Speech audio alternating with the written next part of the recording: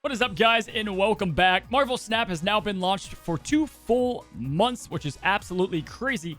And I know the majority of you guys watching this video are either in early Pool 3 or you're making some pretty solid progress within your Pool 3 collection.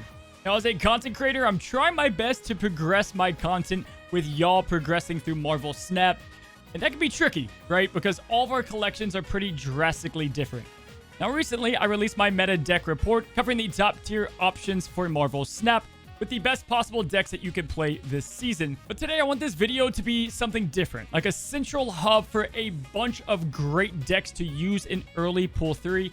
More so budget decks where you don't have to rely on Pool 4 or 5 or having a complete collection. And as you slowly upgrade, you can plug in different cards or those upgrades to make the deck a whole lot better. Now, you guys brace yourself. I got 10 different decks for you guys today. If you don't have 1 or 2 cards within the deck, I did add some replacement options for the more non-essential cards within the deck. And at the same time, I get so many comments of, Cozy, I can't run that deck. I'm missing that one card. You're missing the best part of Snap, right? And that's creating decks and being creative with the collection that you have. Let's move on to the decks. And we're going to start out with one that I'll be making an in-depth guide for here in the coming days. It's just too fun of an archetype not to cover. We've got Mr. Negative, and this is our budget version. Now, with this Mr. Negative budget deck, you guys see we don't have tons of Pool 3 cards, and you can slowly upgrade over time, slowly working your way to the Silver Surfer dominant Sarah deck. Now, we don't have any one-cost drops. This is all in on the Mr. Negative pull for the most part. And the best part about this deck is if you don't get the right cards, you can go ahead and retreat, lose that 1 cube. But the games you win, you're going to get a high amount of because your opponent is going to have a tough time predicting which cards you have, which ones are affected by Mr. Negative, and that usually results in very high cube wins. Now, Psylocke is going to bring the deck's value up dramatically, allowing you to play Mr. Negative more consistently and much earlier. If you have her, absolutely slot her in. However, I don't know if I would recommend her as a token shop buy. She's definitely a very solid card, but unless you're all in on Mr. Negative or you already have Wong, she's mainly used to play a 4-cost card on turn 3 to speed up how the combos and synergies work all together. Now, you can see Sarah, she's not essential either. Obviously, if you see her in the store, definitely pick her up as she's definitely going to take it to a whole nother level. However, with this deck, you get plenty of great mid-game plays. You can really build up your bishop as well. You guys can see all the replacement options down below, and you can slowly upgrade the deck to your liking. One cool thing you could do as well is check your collection and see which cards have a high cost amount and a low power amount. Again, we're going to be flipping those values, and you can try to plug and play those different options. Now, obviously, things like Taskmaster, Arnim Zola are great ones to plug in here if you have other cards that work. And it's all about experimenting what Mr. Negative deck works best for you. Now, let's move on to the next deck, and we're just going to get this one out of the way because if I talk about it anymore, I'm going to go crazy. We bring it up all the time, but it has to be said, the 2 Devils deck with Devil Dinosaur and Daredevil is just too great not to talk about. Arguably, out of this entire list, it's one of the best, if not the best option to run, especially early in Pool 3. If you're looking to climb consistently and learn a lot of great habits with Marvel Snap, you've got great tempo, big power, you have control, all the combos at your fingertips, and with slow upgrades, you can go ahead and filter those in as you unlock more cards. If you want to know more about this deck, I've talked about it on a couple of videos. You can check out the meta deck guide, or you can check out my recent control video. I talk about it there as well, and I'll link it up above. All right, so moving on, we've got our next deck, and this was one of my favorites to play in the beta, especially when I got into Pool 3. And it's all about Lockjaw. It's an on-reveal Lockjaw deck. If you see Lockjaw in the token shop, like no question, you need to get him. He fits into a multiple of different archetypes in Snap. The deck is perfect if you're trying to aim for bang for buck across cards and meta decks. You've got Dracula for the discard decks, and if you're a fan of control, Magneto and Giganto are going to serve you in a large amount of decks out there. Now, again, we're going to be kind of cycling cards through Lockjaw, our lower cost cards, and trying to win big in the casino with cards like Infinite, the Hulk, America Chavez, Odin, and then we can also use Jubilee in these different options to take the most advantage of our little dog here. Now, the only card you really need in this deck is Lockjaw. You can run him with other Pool 1 and 2 high power cards. But the deck gets a lot more consistent with both Thor and even Dracula. Dracula is fantastic because if you end up with a huge power hand, he'll go ahead and absorb whatever that might be out there. We also have cards like Vision and Nightcrawler in the deck because if Lockjaw brings them out of rotation, you can simply move them to another location. Now, I've got replacement cards down on the bottom. A lot of people like Wasp. I'm not crazy about it. Even though it is a free play, it just feels terrible when she comes up from the casino. We've got Jane Foster to help out your Thor's Hammer.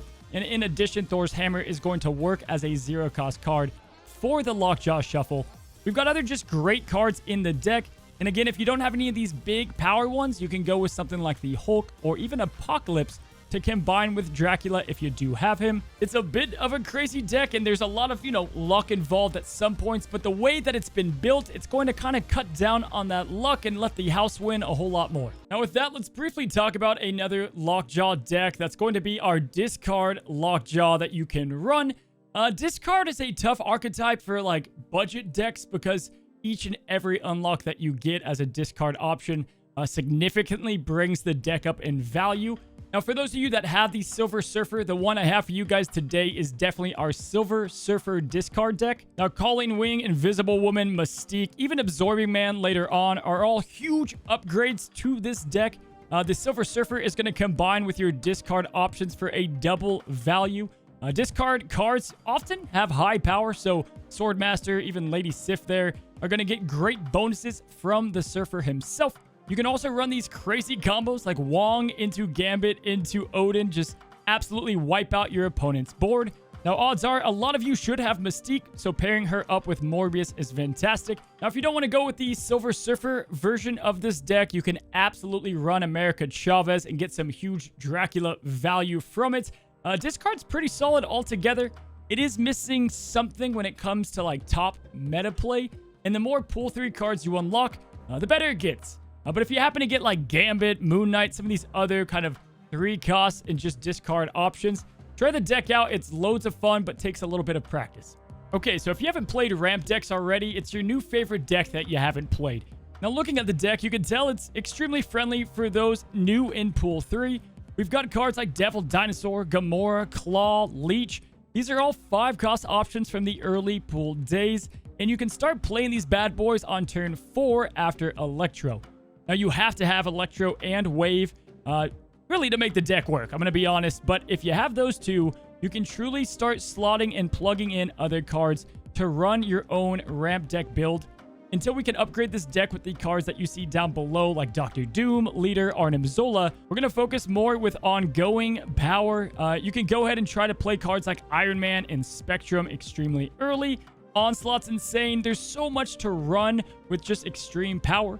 If you want to learn more about ramp decks, which you should, because they're just a ton of fun and definitely at least try playing it, go ahead and check the video up above. And I recommend definitely purchasing both Electro and Wave from the token shop. All right, guys, so there's no way that I could make this video without including the Destroyer deck. It's easily one of the most friendly decks for new Pool 3 players.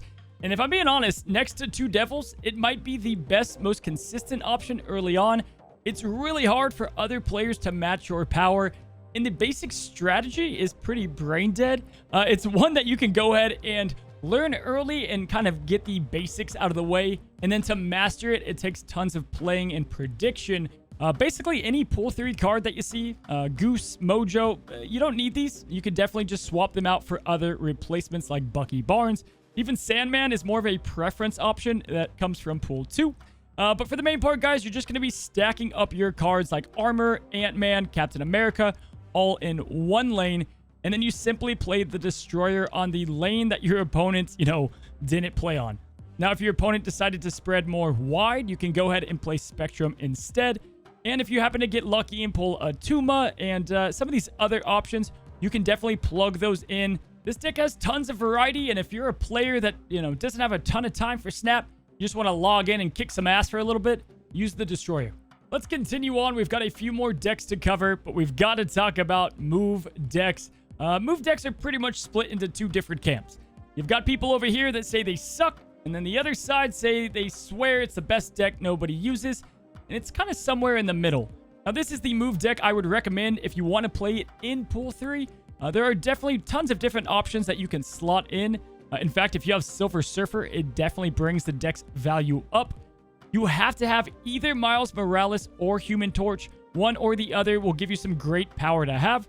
And we got Moon Girl in this deck, which seems a little bit oddly placed, but she's going to be used to both clone our moving options, and at the same time, we can clone Miles Morales for 2 1/5 cards. That's a ton of value early on.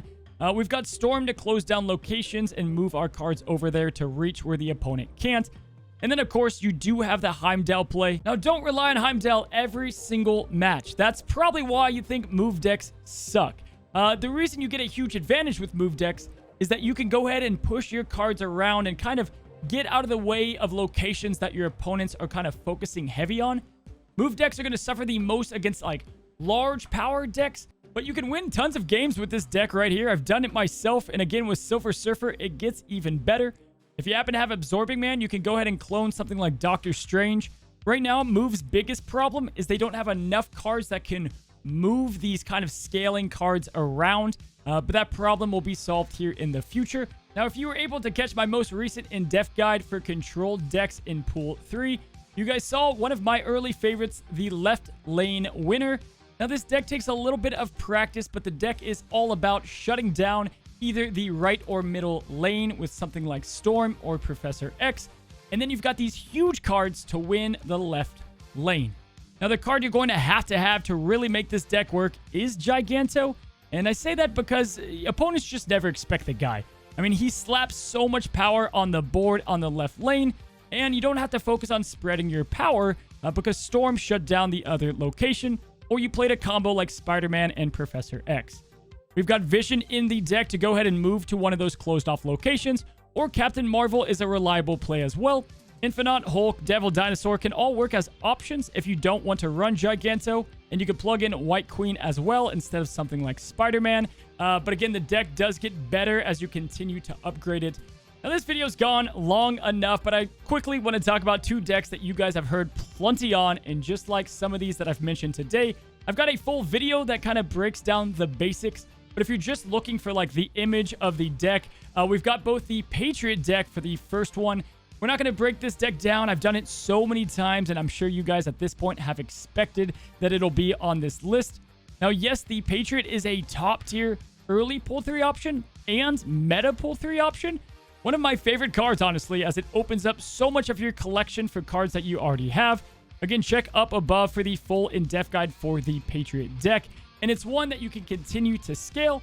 If you've got Silver Surfer, have fun. It gets even better. And for the other deck, I know plenty of you guys have gotten to the point of wondering where the hell is the Leech leader deck that is everywhere in December 2022.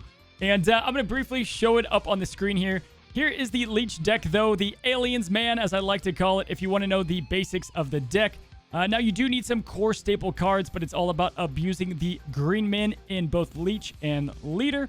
You can check out either my content creator spotlight video, where I go ahead and walk through with the architect of the deck, and we play an example battle and get his opinions, or check out the meta deck guide as well, as it's going to go ahead and kind of break down the deck a little bit more. All right, so that's going to do it. That is all of the decks we have for you in one central spot.